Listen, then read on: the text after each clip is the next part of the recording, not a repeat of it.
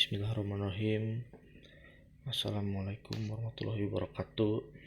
Salam sejahtera bagi kita semua. Sebelumnya izinkan saya untuk memperkenalkan diri dahulu. Nama saya Ahmad Ilham Radinata, NPM 41155155190088, jurusan Teknik Informatika kelas karyawan C. Pada kesempatan kali ini saya ingin mempresentasikan tugas yang telah saya kerjakan dengan mata kuliah Sistem Terdistribusi tentang metode replikasi master slave. Pertama-tama pengertian replikasi. Replikasi sendiri ialah salah satu metode sistem terdistribusi yang bisa dikatakan cukup penting karena perannya sebagai mengcopy, mentransfer, atau mengamankan sebuah database yang terhubung pada sebuah server. Dapat terhubungnya database tersebut melalui jaringan-jaringan yang telah tersedia seperti jaringan lokal atau LAN, bisa juga melalui internet. Mengapa kita harus menggunakan teknik replikasi ini? Ada 4 sebenarnya yang menjadi landasan dalam penggunaan replikasi ini, yaitu 1. Siap siaganya sebuah server data. Jadi apabila server utama gagal atau tidak dapat berjalan dengan semestinya, maka server siagalah berperan mengambil dalam menjalankan tugas dari server utama tersebut. Yang kedua, ada pengaktifan backup tanpa bergantungnya ke server utama. Maksudnya tuh pada saat replikasi berjalan, yang melakukan pembackupan itu bisa dilakukan oleh komputer slave gitu. Jadi tidak harus dengan master. Nah, sedangkan tugas utama dari master ini dapat berjalan dengan lancar tanpa adanya gangguan. Kurang lebih seperti itu. Yang ketiga itu menyimpan sebuah data di beberapa lokasi, di mana sebuah replikasi diperlukan oleh suatu organisasi yang sedang salinan terbaru dari basis data yang sama.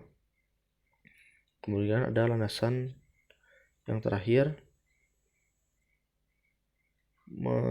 menyeimbangkan suatu kerja server,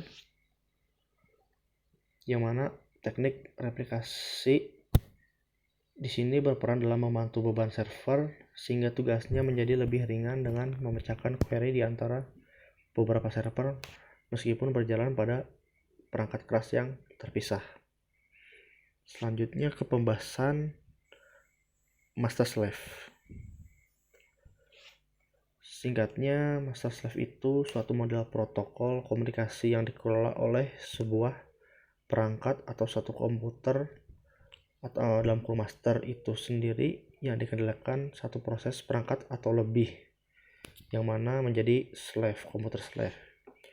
Bisa dilihat dari gambar ini, ada satu komputer yang menjadi masternya dan komputer lain menjadi slave-nya. Ya, di komputer slave tersebut juga memiliki tugas atau perannya masing-masing untuk mengerjakan suatu proses. Kemudian ada tujuan dari penggunaan master slave tersendiri. Tujuannya ialah dapat menjaga data yang ada pada suatu server yang disinkronkan ke satu server lainnya. Di sisi lain, bila mana ada banyak komputer slave yang terhubung pada komputer master tunggal, di suatu waktu komputer slave tersebut dapat juga dipromosikan menjadi master. Jadi maksudnya itu tidak bergantungan gitu loh, tidak bergantungan pada master. Selanjutnya ke pembahasan membangun sebuah master slave. Untuk menjalankan metode master slave ini seminimalnya itu memerlukan 2 buah komputer, di mana komputer-komputer tersebut ada yang dijadikan sebagai master dan juga ada yang menjadi bagian slave. Belum cukup di situ, ada beberapa komponen dan software yang diperlukan untuk menjalankan sebuah metode master slave ini. Salah satunya alat software tersebut ialah kabel LAN atau Local Area Network guna menghubungkan antara kedua komputer. Lalu ada XAMPP untuk mengaktifkan dan mengakseskan local database. Yang terakhir ada MySQL untuk menyimpan dan mengelola sebuah basis data. Sampai di situ, kemudian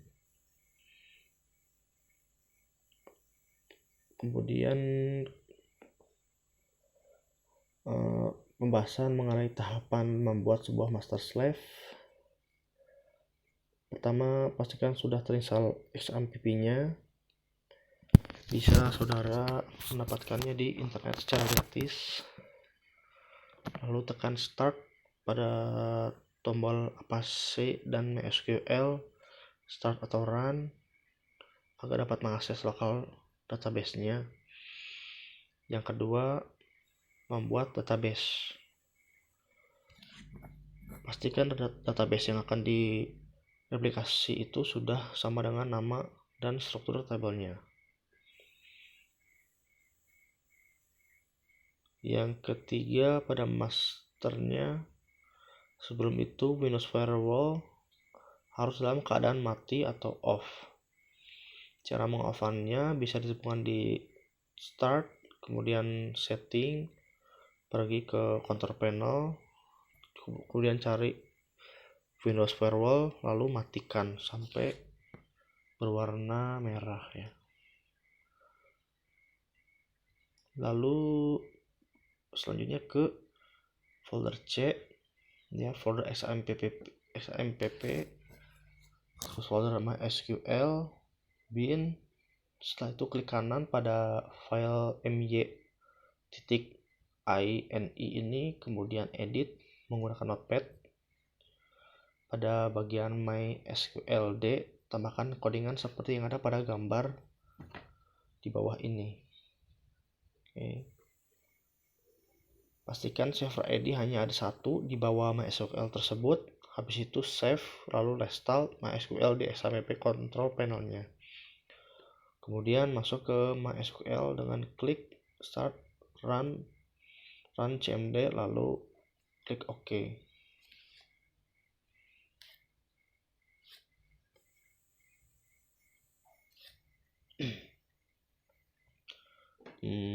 Lalu masuk ke folder C, XAMPP, folder MySQL, kemudian bin, command prompt. Jika tidak menggunakan password, langsung klik enter. Selanjutnya nomor 4, men-setting bagian slave-nya. Hampir sama seperti settingan master yang mana harus mematikan Windows Firewall terlebih dahulu. Kemudian edit juga file my.ini-nya. Jika di master itu ditambahkan server -id sama dengan 1. Kalau pada slave tambah server ID sama dengan 2 di bawah MySQLd-nya. Sama seperti master, di save dulu, kemudian di restart MySQL control XAMPP control panelnya. Kemudian masuk ke command prompt, bisa ditemukan di folder C, XAMPP, terus MySQL, masuk ke bin, kemudian enter.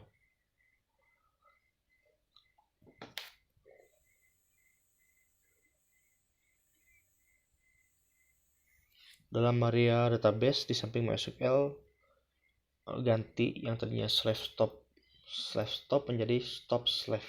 Ubah aja. Setelah itu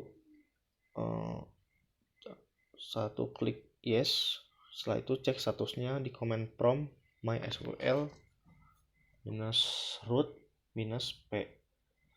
Jika statusnya yes pada /io dan /mysql, maka aktivasi replikasinya dinyatakan berhasil dan berjalan dengan baik. Kemudian ada kelebihan dan kekurangannya. Untuk kelebihannya, pertama, untuk kelebihan pada replikasi master slave, kelebihan dulu. Pertama, terselektifnya pembackupan data. Yang kedua, pengalihan sebuah server. Ketiga, on time-nya waktu saat perubahan data. Kemudian kekurangannya, rumitnya konfigurasi. Ya, rumitnya itu apabila ada perangkat dalam jumlah banyak akan lebih rumit. Kedua, kekurangannya kerja ekstra pada konfigurasi multisistem. Lanjut ke kesimpulan.